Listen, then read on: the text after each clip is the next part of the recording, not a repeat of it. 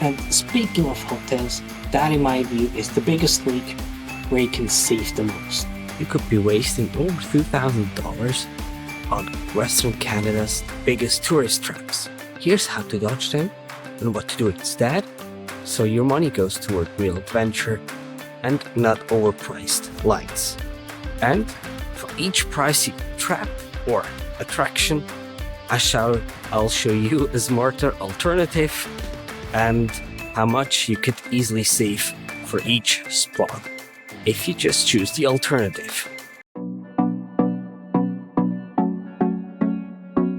Welcome back to the video, and let's get started right away. Let me change the screen shortly. Let me see here. Mix. There you go. All good. So, stop wasting $2,000. At the end of the video, you know exactly what I mean with that. And the third thing I can tell you is skip the Capilano suspension bridge right in the first place. It's a beautiful spot. Sorry to interrupt you one more time. I just realized after editing that part of the presentation I showed you is covered by my face.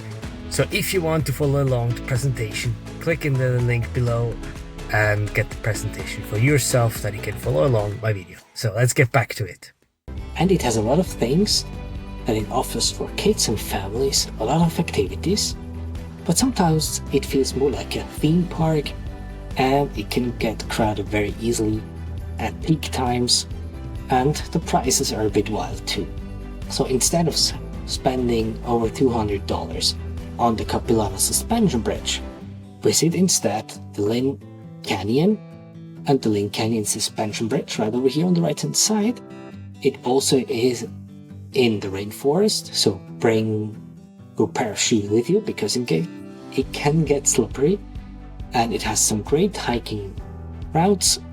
And don't forget to bring your bathing suit and a picnic, as you can spend easily your day at this place, but in this area. And having said that, so from going from one epic trip with a suspension bridge, we move over to Alberta. And we're gonna look at the Banff Gondola in Banff, which is actually famous and is recommended by many people, as you get a great view of the Bow River and Banff itself. But it also costs a bit. There are definitely cheaper options. So instead of spending $280, take the chairlift that goes up the Mount Norquay that costs you only $142. Same jaw-dropping views and scenic views of the mountains, and the great thing is at the much lesser or lower cost, spending less cash.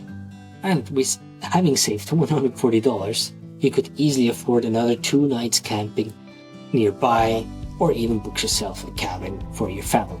So staying a little bit more in the Banff National Park, one of the famous spots of course is Lake Louise. And if you're at Lake Louise and want to get away from the crowds a bit around the shoreline, you consider maybe renting a kayak or a canoe. And of course it sounds interesting and might think of doing it, but the thing is, it is rather expensive in the sense of it costs you $135 an hour, and the queues are sometimes very long, so you need even wait for quite some time to get finally to your canoe, and then you have to share the lake with other people, of course, and then having that beautiful epic picture won't work because too many people are around. But instead, consider getting and renting a kayak on the Bow River instead. It only costs $65 an hour, less crowded, and surely it offers you same and similar beautiful scenery along the river. And with that money saved, maybe you can get yourself a nice dinner in Banff afterwards, right? So from here we jump over a bit to BC before we come back to Alberta. Another trap that many people fall into and want to stay is staying at Whistler. Of course, Whistler is beautiful, and many people probably told you have to stay at Whistler because it's cute. It has a lot to offer, from nightclubs to restaurants to stores to outback adventures. But guess what? there might be even a more interesting option, which is Nelson. It's equally beautiful. It has similar activities to offer. It is a little lake town. You could easily save several $100 because accommodations are certainly cheaper than they are in Whistler. And the great thing is, it is not as crowded as it is in Whistler. So a little quick pause before we go on. If I already helped you saving a lot of money and gave you great ideas, then you need to check out this video above, because that video offers and gives you even more tips how to save even more money. And of course, if you don't want to miss any further updates from myself, then you need to hit the subscribe button to make sure to stay updated, and it would help my channel tremendously to grow even further. You know, YouTube will like this, especially the algorithm. Let's get back to the video. So as promised before, we head back to the Banff Jasper National Park. We're back on the Icefield Parkway, which is a famous route between Jasper and Banff. And one of the things I think is also not a big tourist trap in my point of view is the Columbia Icefield Skywalk. It is famous as it goes out of the mountain or the hillside. You stand on a kind of free floating bridge type of thing that offers you a great scenery of the glacier around you. But spending $200 is, for me personally, way too much. What I recommend to do instead is, on the Icefields Parkway, there are a ton of shields that tells you where the next viewpoints are, and there are many places where you can drive out for a second and just enjoy and take in the scenery around you and make these epic pictures of this park, Icefields Parkway, and all of that without spending this $200.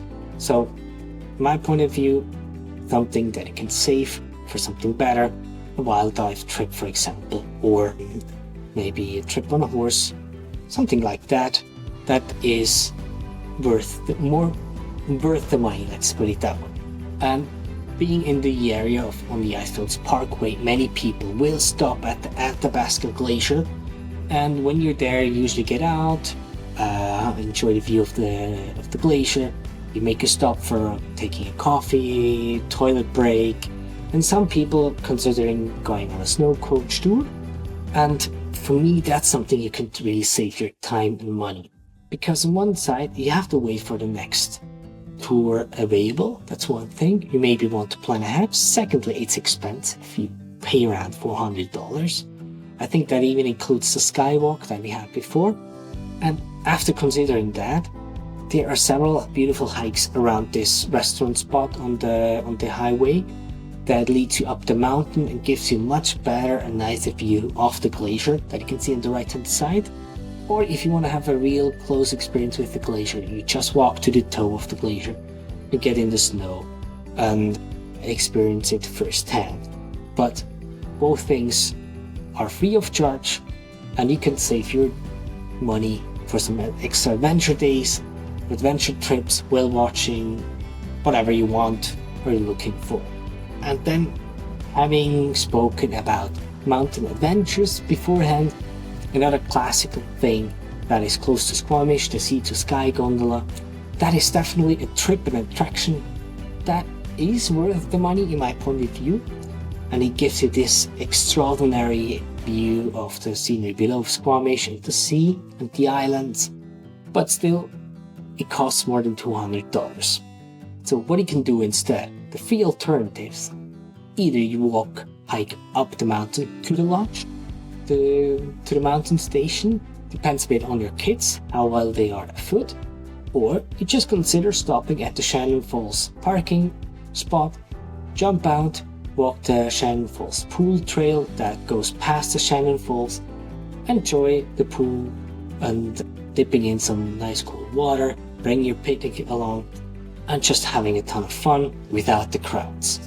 And that brings me actually to one of the things that I recommend everybody, no matter of the location, that applies for all places in general, and that is eating in the tourist course. Certainly in the tourist course there are some great restaurants. Just do your research beforehand, because they still have differences, not only price-wise. The more you eat in the center, usually the more expensive it gets, but also maybe you should consider having a meal outside the city core. Not only they are less budget heavy, but also they are mostly equally good or even better. Here is an example of extremes. Restaurant in the city core of Vancouver, downtown Vancouver, and we actually went to Langley. That's not even Vancouver at all, but close to where you stopped at the food truck that makes and prepares smoked barbecue meat, which was extremely delicious, by the way, but it was worth the penny, every penny, and was at a much lower cost. So in general, I would say you could save at least $150 in that case. Speaking about food, next on the list is a little tip that I really recommend considering doing instead of having breakfast or spending money for breakfast. Just think of when you're in holidays, just go directly for a brunch spot. Why? Because you only pay for one meal, and most often the breakfast spots offer such huge plates of food that is more like a brunch anyway.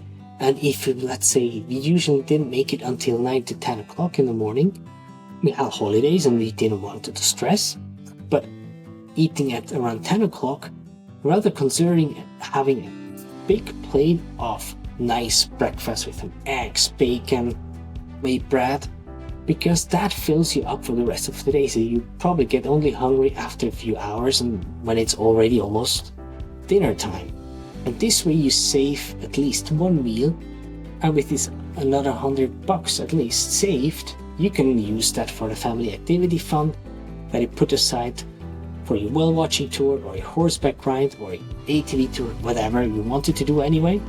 And that brings me, that's also part that you need to consider, because some hotels don't even offer breakfast, so you would have to go out anyway.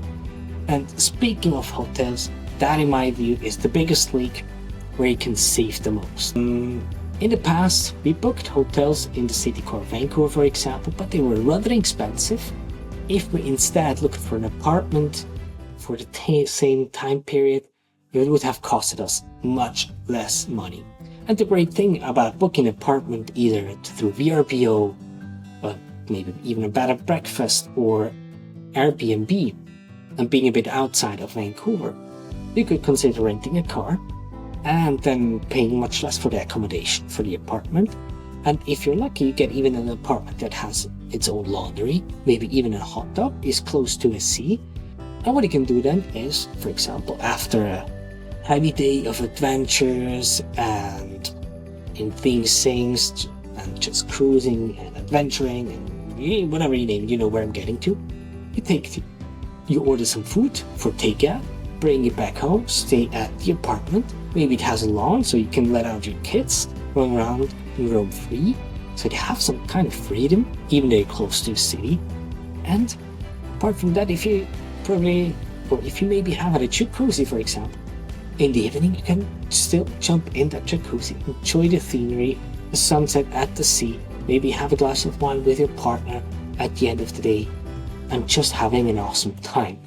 In the hotel, it was kind of, you're stuck in your room, and most often you pay for services you don't even consume at all in a hotel.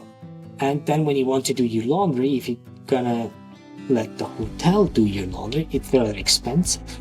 And if you need to seek a laundry in the city town, you're gonna waste at least another hour or two just for the laundry, which you can save up if you would have had it at your place in the first place. So that went a bit longer, so for that, just to summarize again all the things and options where you could have saved money, was the Capilano Suspension Bridge, point 1. Second was the Banff Gondola, third Lake Louise, fourth Whistler, fifth the Columbia Icefield Skywalk and the Snow Coach Tour, then the C2 to Sky Gondola.